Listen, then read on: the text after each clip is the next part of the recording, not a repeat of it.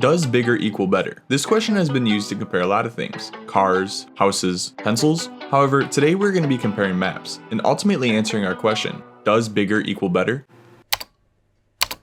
Over time, game maps have grown greatly. The GTA series holds a perfect example of the difference in scale over time. GTA 3's map has 4.38 square kilometers or 1.69 square miles of land, while GTA 5 has 48.15 square kilometers or 18.59 square miles. GTA 5 is 11 times bigger than GTA 3. This is only one example, and GTA 5 is nowhere near the largest map. DayZ, which if you're interested in learning more about, check out this video in the top right, is about 220 square kilometers or 85 square miles. Just Cause 4's map is 1,023 square kilometers and 395 square miles. For a real-world comparison, the city of Chicago is 590 square kilometers or 227 square miles. These maps are huge and offer plenty of room to explore, but they are nowhere near the largest. Speaking of the largest, No Man's Sky is technically the largest map so far in gaming history. The game features 225 galaxies that host many planets. The studio says that the game has about 18 quintillion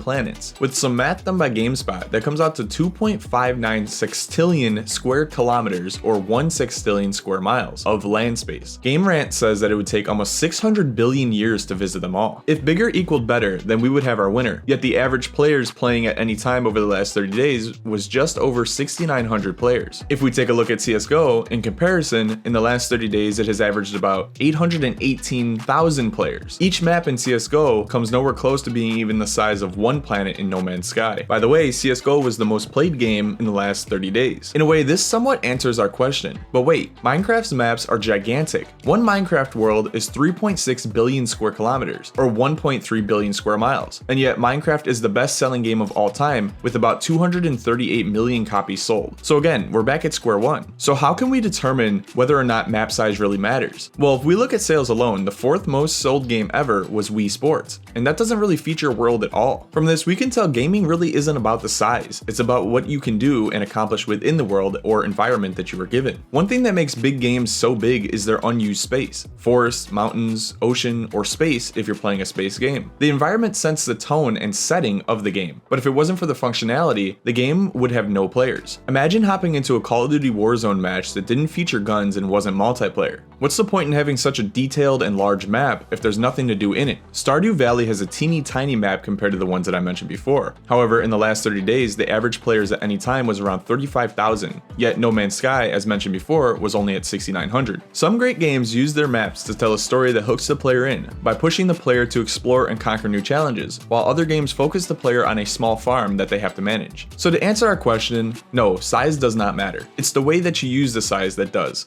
Thank you for watching this video, and I hope you enjoyed it. I know it's a little bit different than my usual serious content, but I just needed something that wasn't so serious, I guess. If you'd like to learn more about the gaming industry and the history that surrounds it, consider subscribing as I upload weekly content that covers exactly that. With that said, I will see you all next week.